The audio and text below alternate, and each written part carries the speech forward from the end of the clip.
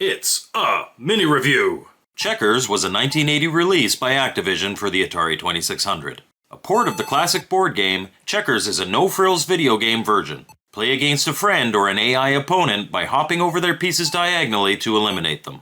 If you get one of your pieces to the other side of the board, it'll be able to move in both directions. This is a pretty straightforward version of Checkers, but the big annoyance is that every time the computer opponent plays, the screen cuts to black for a couple of seconds, making for a jarring experience. If you want to play a game of checkers and don't have anyone to play with you, this does the job, but it's nothing to get excited over. 3 out of 10. Mini review. Donkey Kong was a 1982 release for the Atari 2600. A port of the wildly popular arcade game, this comes from an era where Nintendo licensed out their properties and other companies made the console versions of their games. In Donkey Kong, you play as Jumpman, now known as Mario, trying to save his girlfriend Pauline from an angry barrel-throwing ape. Use the joystick to move and climb ladders, use the button to jump. This version of Donkey Kong only has 2 of the original 4 screens in it. In the first, you avoid barrels and try to reach Pauline, and in the second, the goal is to walk over these weak points in the structure to make it collapse.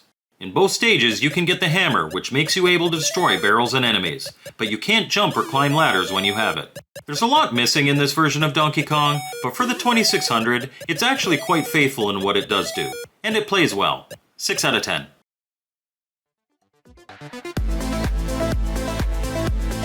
It's a mini review. Double Dragon was a 1989 release by Activision for the Atari 2600.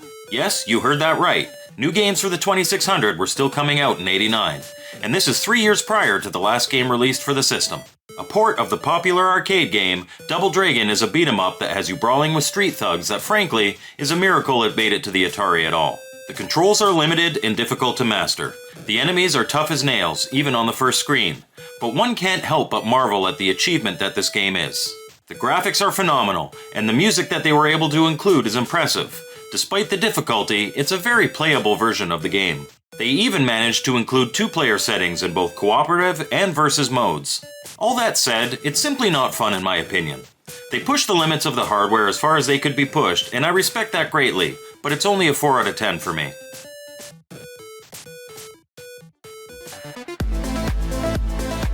Mini review.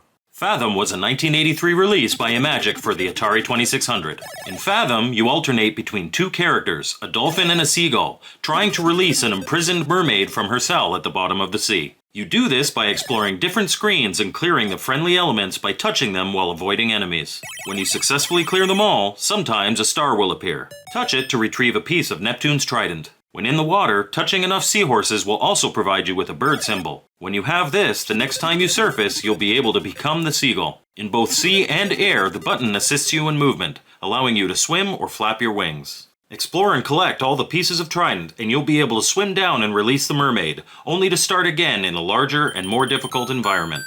Fathom is a little slower than the usual arcade port for the 2600, but the gameplay is unique and fun. 7 out of 10.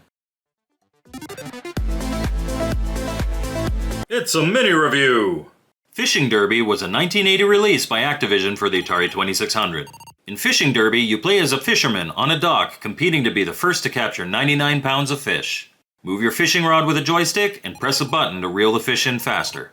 There are 6 rows of fish. The top 2 rows have 2-pound fish, the middle 2 rows have 4-pound fish, and the 2 bottom rows have 6-pound fish. Watch out for the shark when you're reeling them in though, because it will eat any fish it can. Fishing Derby is fun with a friend, but is pretty middle of the road otherwise, especially in 1-player mode. 5 out of 10. Mini review. Human Cannonball was a 1979 release for the Atari 2600. One of those artillery aiming games, your goal in Human Cannonball is to aim your cannon to shoot the occupant safely into the top of a container of water. For every shot, the wind speed will be different, meaning you'll have to change your angle each time. If you get your guy in the container, you get a point. If you miss, he falls to the ground, exclaims ouch, and the game gets a point. There's also a 2-player mode where you and a friend can take turns shooting. In all modes, first to 7 points wins. Human Cannonball is a very basic early title for the 2600 and really shows its age. It's interesting for a minute or two, then it gets old. 3 out of 10. It's a mini review! Mousetrap was a 1982 release by Coleco for the Atari 2600. A port of the arcade game by Exidy, Mousetrap is a maze game in the same vein as Pac-Man. You play as a mouse collecting cheese while avoiding cats. Instead of power pellets, here you collect bones which can be activated at a time of your choosing by pressing the button. This will turn you into a dog for a short period of time, allowing you to knock the cats back to their starting points. There's another neat gimmick in Mousetrap, and that's the ability to change the maze by holding down the button. This switches all the doors in the maze, which can give you better access to different areas and also help you lose a cat that's on your tail. Mousetrap is easily one of the best Pac-Man style maze games, and is great fun to play even in this simplified version. 9 out of 10. Mini Review. Othello was a 1980 release for the Atari 2600. Othello is a video version of the classic board game, also known as Reversi. With options for both 1 and 2 players, you and your opponent take turns placing pieces to try to flip your opponent's pieces to your color. You do this by surrounding their pieces with yours, and all the squares in between will switch to become yours. There are many strategies for what you should do in any given situation, but a general rule of thumb is whoever can capture more of the corners will probably end up winning, as the corners are the only place that you can't be surrounded. If at any point you can't play a move, your opponent gets to go again. Keep playing until no more moves are possible, at which point the player with the most squares in their color wins. My mom loved this game when I was a kid, and I always found the artwork on the cartridge cool and mysterious. It's a competent version of Othello, but not exactly thrilling. 5 out of 10. Mini Review. Phoenix was a 1982 release for the Atari 2600. A port of the 1980 arcade game, Phoenix is a vertical shooter in which you're a spaceship battling alien birds and their mothership. The game is separated into 5 stages. The first 2 have small birds flying in formation that occasionally dive at you. Shooting them once kills them. The second 2 stages have larger birds that will only die if you shoot their bodies. If you hit their wings, they stick around and will eventually regrow them. The 5th and final stage is the mothership. Blast through the base until you get a clear shot at the alien. Shoot him to clear the stage, looping back to cycle through again. Throughout all of this, you can get out of sticky situations by pulling down on the joystick. This activates a temporary shield that will protect you from harm, but you can't move when it's active. Phoenix is one of the weaker shooters on the 2600 in my opinion. Its biggest drawback though is the sound effects, which can be piercing and monotonous. I'd suggest Demon Attack or Galaxian instead for a better experience. 5 out of 10. Mini Review. Reactor was a 1983 release by Parker Brothers for the Atari 2600. A port of the arcade game by Gottlieb, in Reactor you play as a ship within a nuclear reactor battling swarms of particles. When your ship hits them, you bounce off of each other. The goal is to eliminate all of them by knocking them into the outer walls of the reactor, but they're trying to do the same to you. While you're doing this, the core in the center is expanding, giving you less room to maneuver. You can shrink it again by bouncing them off these small control rods on either side of the reactor. Hit them all, and the reactor will shrink to its original size. You have a limited number of decoys that you can drop by pressing the button. When dropped, the decoy will attract all the particles. For bonus points, hit a particle into one of the bonus chambers. Later levels increase the difficulty in several ways, such as removing the protective shield around the core, making you vulnerable to being sucked in and making the outer walls invisible. Reactor is an unconventional title that, while it takes some getting used to at first, is actually really fun and addictive. 8 out of 10. Mini Review. Robot Tank was a 1983 release by Activision for the Atari 2600. Activision's take on the popular Atari game Battlezone, you play as a tank in a first-person view in a 3D environment. Much like Battlezone, the goal is to shoot opponents before they shoot you, and you have a radar to assist you in that task. Robot Tank has its own special additions, though. The first is different systems on your tank that can be damaged, leading to impaired vision, movement, or firepower. This means that depending on the circumstances, getting hit doesn't mean death right away.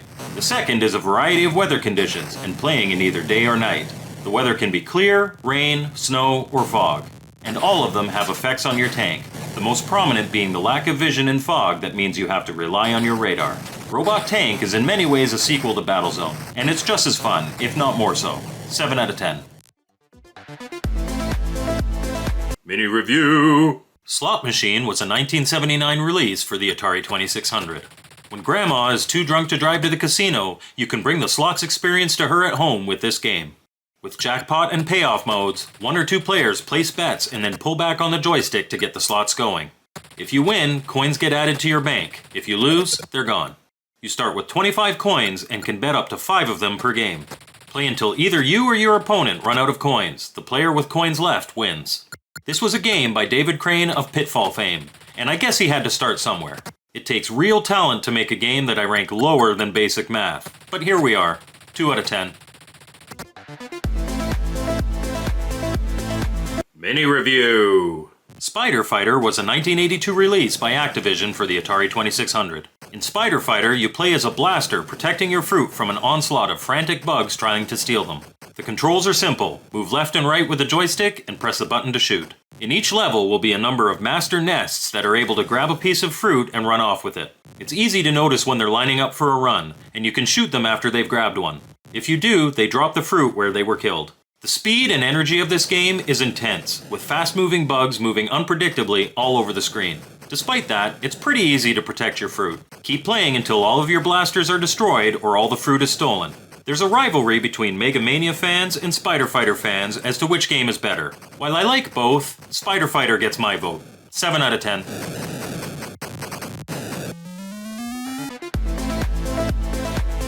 It's a Mini Review! Stampede was a 1981 release by Activision for the Atari 2600.